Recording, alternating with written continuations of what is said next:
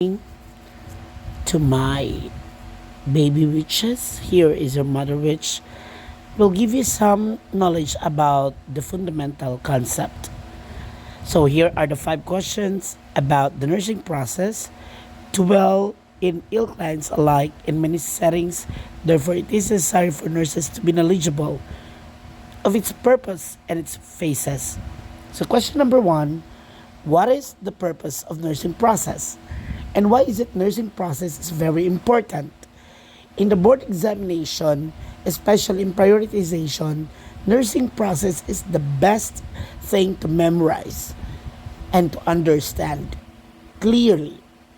For instance, the questioner, the BON will ask you about what is the first action. So since the question is the first action, and without knowing your nursing process by heart, it will lead you to a wrong answer.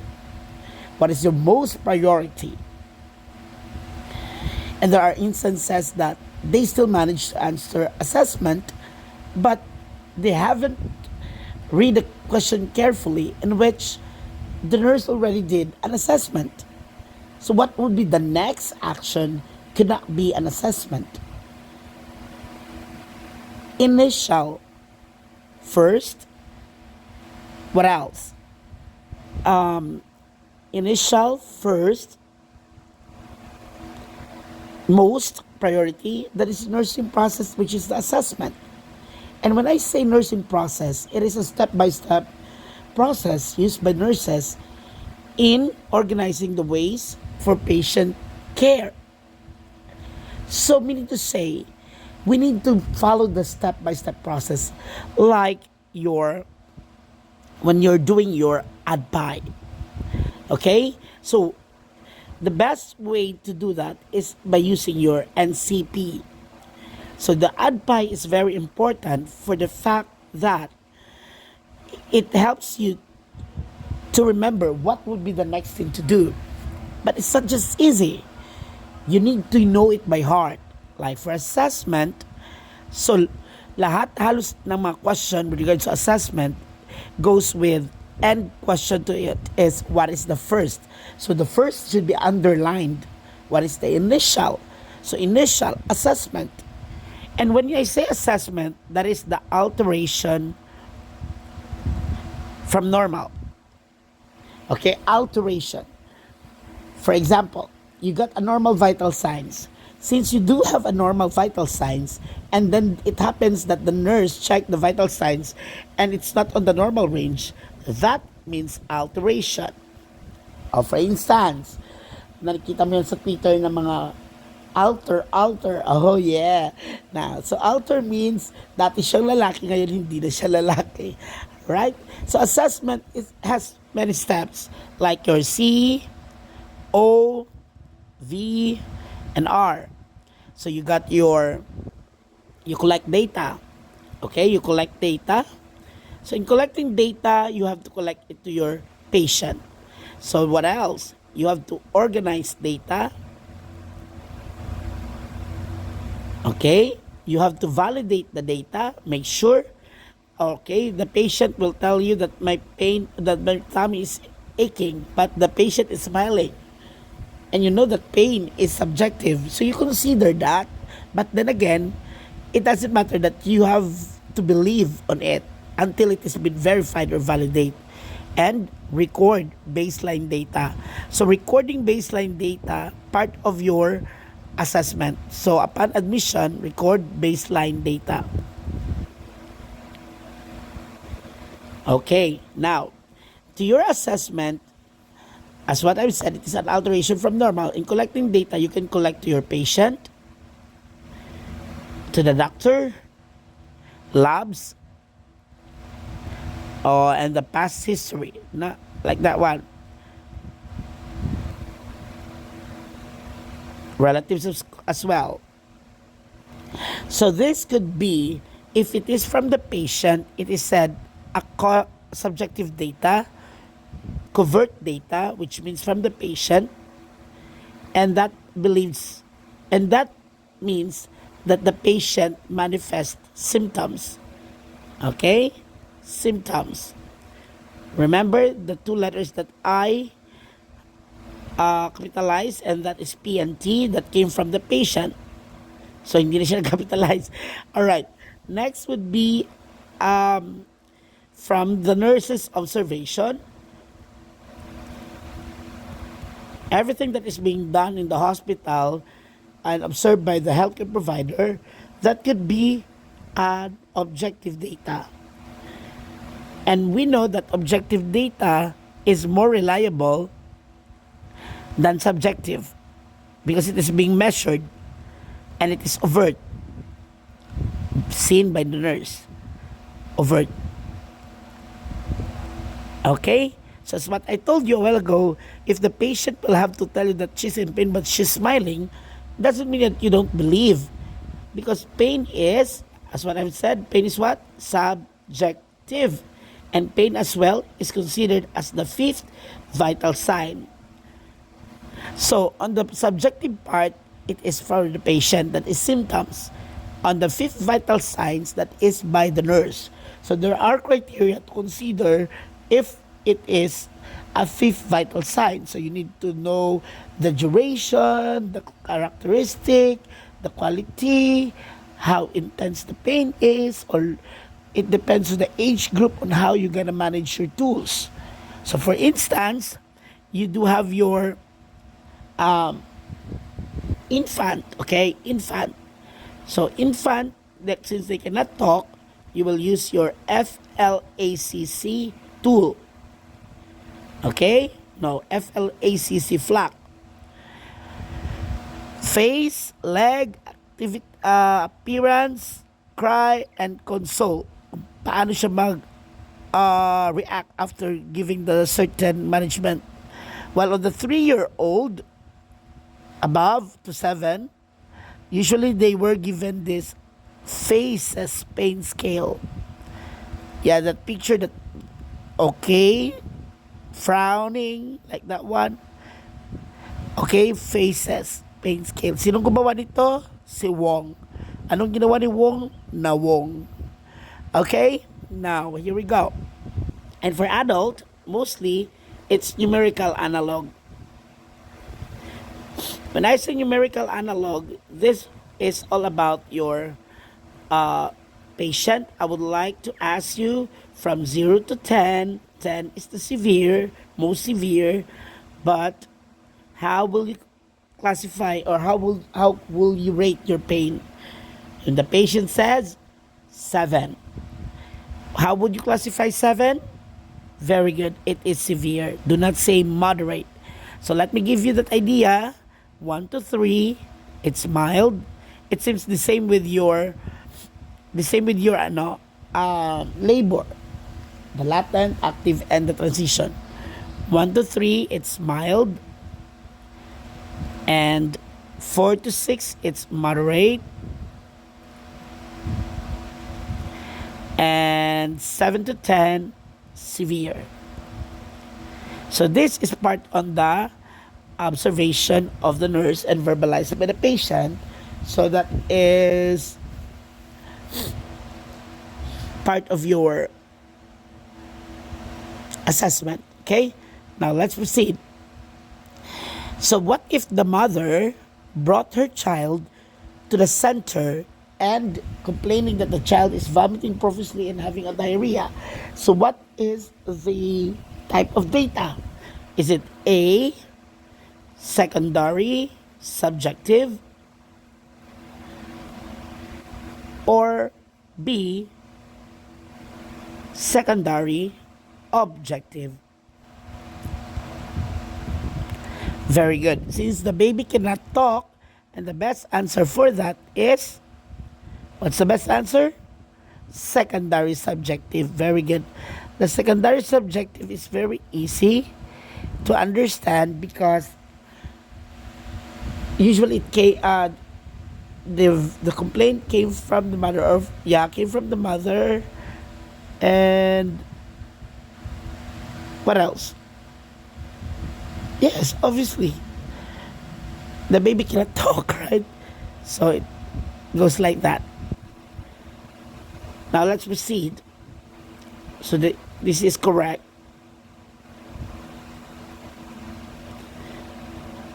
And organizing the data, so how would you organize it? So it depends on how the patient complains, correct? So if the patient complains it's all about abdominal pain, why get some information on sensory? So you focus on the abdominal pain, and assessment for that is very easy because we have tools for that.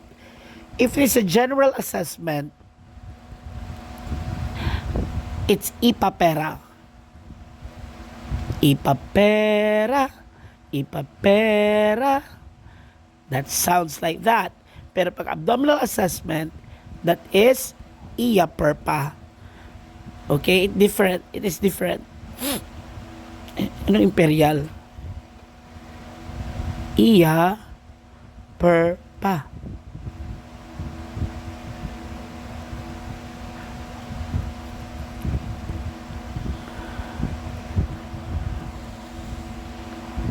Okay? Now, my first question is, what is the part of the body should be assessed first? The skin or the hair? And the correct answer is, it's the skin. Alright? And what is the last part of the body to be checked? Is it the genital or the toes? Very good. It's genitalia. Right? It's genitalia. Now, yeah, to make the patient not more, ano to dito? Conscious if mauna si genitalia kasi. Okay, now, in your assessment, you need to remember, you start always inspection. And when I say inspection, we don't touch the patient, we use just our eyes or vision. While on palpation, we touch the patient. So example for this one, when you are performing your Leopold's maneuver. Your Leopold's maneuver is very important to remember because, for example, the question is, when the nurse is measuring the fundic height of the mother during the Leopold's maneuver assessment, or the perinatal check-up rather instead, kasi hindi ka naman nag-check ng fundic height during Leopold's, it's on the perinatal assessment. And that is palpation. Make sure in palpation you warm your hand. Okay, because if it is cool, it will promote contraction. Next, you got your percussion. What to remember about percussion is all about your striking, no? Striking to elicit sounds. To produce sound, you need to use your striking. Now, ano ang commonly na lumalabas with regards to the percussion? Okay, some of the questions in the board exam with regards to percussion is that once the baby has an air on the abdomen, usually it produces a colic pain, no? Colic.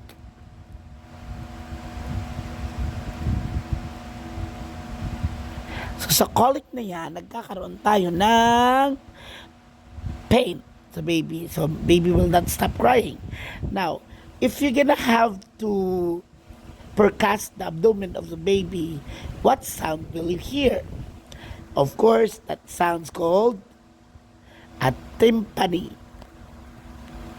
A tympani, it sounds like your drum. Kaya ang tympanic membrane means eardrum. Drum-like. Okay? Now, and the last one is auscultation. Auscultation happens to be first on the abdominal assessment of verb, percussion, and palpation for the fact that we don't want to disturb the bowel sound during the assessment. So when the question goes, which part of the quadrant you will start your auscultation? It's on the right lower quadrant. Start the auscultation on the right lower quadrant. For how many minutes each quadrant? Okay, very good. 5 minutes each quadrant. 5 minutes each quadrant. Now, next would be, you must know the two parts of the stethoscope to as a medium for you to hear that sound, because there are two types of sounds: the audible and the non-audible. Okay, when I say non-audible, we don't need we need to have a stethoscope for this. Unlike with the audible, no need. So example of that audible, your wheezing. So wheezing can be heard, or the exhalation upon exhalation. Marinig mo ang wheezing upon exhalation. And after that, you will have your stridor high pitch sound. It happens during your anaphylactic shock. Anaphylactic shock, in which it's a type 1 of your hypersensitivity. Type 1 of hypersensitivity, what to remember in the board exam? Always remember, epinephrine sub-Q must be given. If you are in the community, sub-Q must be given. And the purpose of that is not to increase the cardiac heart rate, but to relax or widen the bronchus. Relaxation of the smooth muscle in the bronchus. Right? The non-audible, which means you need to have a stethoscope on this. So non-audible example of that is your crackles. Crackles happen, usually can be heard once you have your pulmonary edema. Okay? So what else? In auscultating the abdomen, if patient has a pain on right upper quadrant,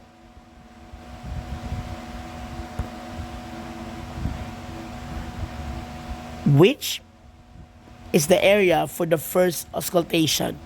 Is it letter A, right lower quadrant, letter B, left upper quadrant?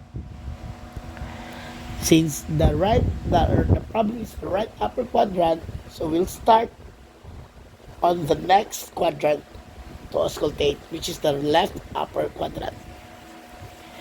Okay? So after assessment, you got your planning.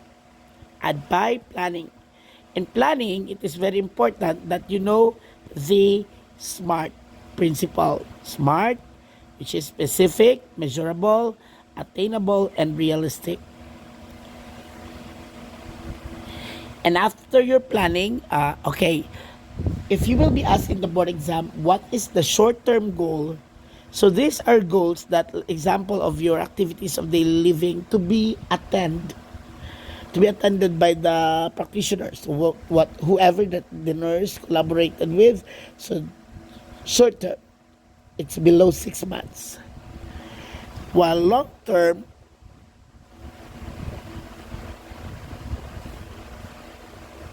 it's after 6 months. For example, the stroke patient, so it takes years for them to recover. Alright? So long-term and short-term goal, dapat alam niyan kasi yan ang some of them na ginagamit nila sa board exam.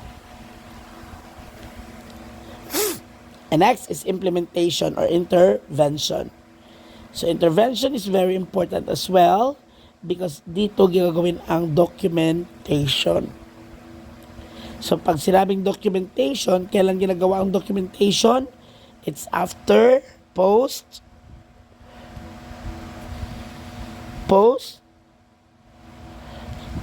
or after the procedure has been done. Okay, after the procedure has been done, that's documentation must be remembered by every nurses. So we have your DIC, dependent, in which doctor, carry out the nurse, and perform the nurse. Example, orders doctor ng medication, nurse will have to perform.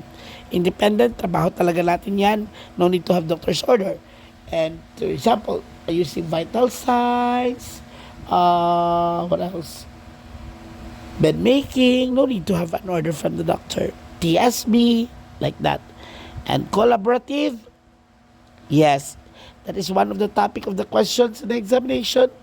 To whom you're going to collaborate. Of course, the staff nurse will not be the one directly to collaborate.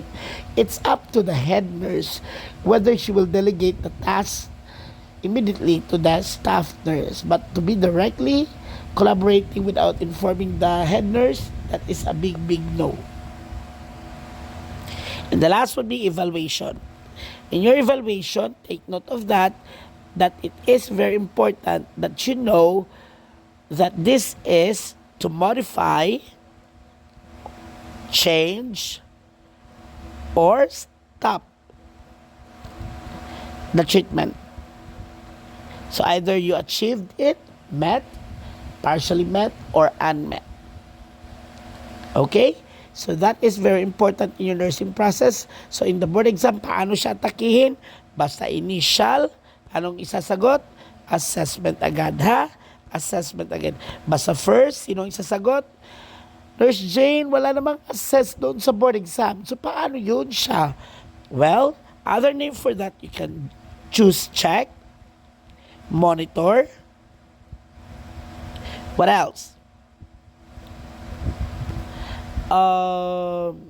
Collect. That is part of your assessment. So, hindi kailangan assess lang ang word parati doon. So, the correct answer for number 1 is letter C. Yes or no? Yes. Very good. Number 2. A patient comes to the emergency department complaining of nausea and vomiting. Okay. To have an idea what is nausea, that is the feeling to vomit, right? So, this is subjective or objective? That is subjective kasi si patient naka-feel. While the vomiting, that is objective.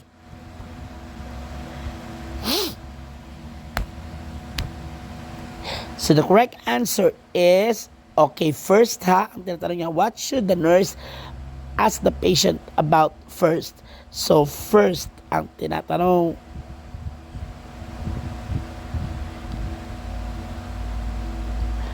okay, so na-highlight na natin siya or lagyan natin ng pula. Ayan. So naka-highlight siya first. Family history of diabetes, that is also of the assessment. Medication the patient taking, that is also assessment. Operation the patient has had the past, that is operations the patient had, that is assessment.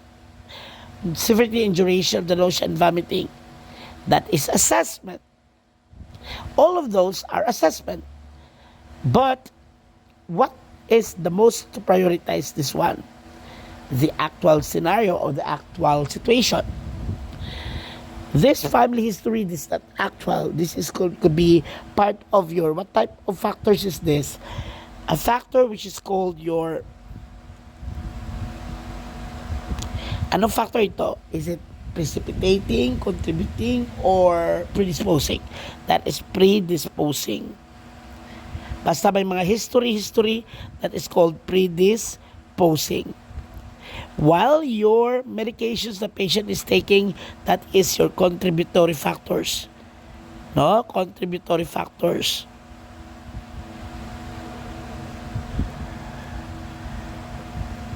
What else?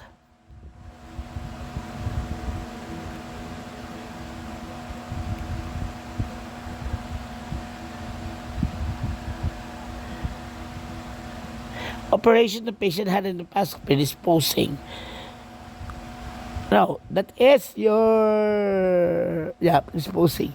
And severity and duration of the nausea and vomiting. And that belongs to your precipitating. Wala naman sinabi din ko anong factors bakit nagkaroon siya severity of nausea and vomiting. So severity and duration, that is part of your assessment to be more reliable and authentic. So alamin kung kailan. An alert-oriented patient admitted to the hospital with chest pain, who is the best source of primary data? It's no other than the patient, right? Primary data. On what premise is a nursing diagnosis identified for a patient?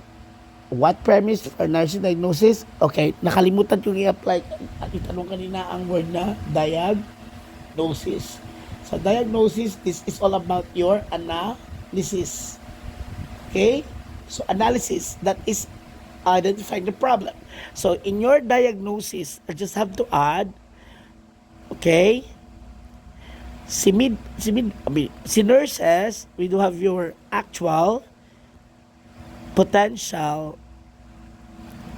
Now, of course, we need to prioritize the actual, but the option of the actual is not related to the problem, then you answer your potential. Tama? Okay. So, you must know that actual diagnosis must be stated in the nursing problem, etiology, and signs and symptoms. That's how you're gonna write. Now, so analysis of the problem. So there is a theorist before the 21 nursing problem. Who is she? Glenn Faye Abdella. Si Abdella. So ito ang ginagamit nila before as your nursing diagnosis. So number 5, what should be the primary focus for nursing intervention?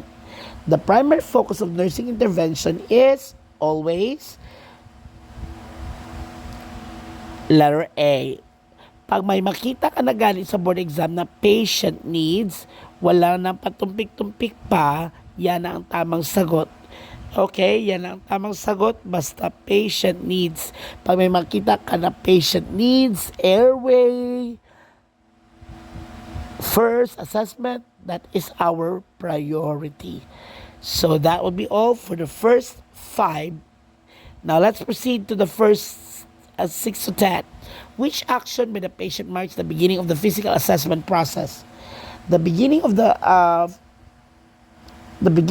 it is during the moment the patient interacts. What letter is that? Yes, you greet the patient. Good morning, my name is Nurse Jane and I'm your nurse for today. So establishing rapport, you greet the patient in the examination room. Number 7, you're about to interview the patient, gather data. Which factor you should prioritize before and during the interview? What factor are you going to prioritize? Of course. For example, is the patient crying? Is the patient bleeding? So you have to remember that the physical condition, the physiologic over psychologic, that is according to, sino nga yung sabi na theorist? Abraham Maslow. So pag ang question sa board exam is, the nurse prioritize the physiologic changes of the patient, she is performing based on what theory? That is based on Maslow hierarchy of needs. O Maslow. Kasi sabi ni Maslow, ang pinaka-importante is ang low. O anong yung low na yon? Maslow, physiologic needs. And the physiologic needs na pinaka-importante is what? Your air. No? Air or oxygen. So, number 8, your most appropriate action during the orientation phase. Okay, orientation phase. Ano pong ibig sabihin nun? Ibig sabihin ng orientation phase is the personal introduction. So pag may personal introduction, you have to establish the name by which the patient wants to be called. So for example, how do you want me to call you? Just call me Nurse Jane. And make sure that the patient, the nurse, should be seated in eye level para makuha ang tinatawag na authenticity and sincerity. And never ever question about intimacy or sexuality. Ma'am, are you gay? Ma'am, you wait until the patient will tell you that since I am gay, address me as ma'am. I prefer to be called as ma'am, not sir. Kaya pag nasabihan ka ng sir, huwag ka nalang magalit kasi hindi mo naman sinabi na what you want me to call you, what address or how do I address you, what do you want me to call you. So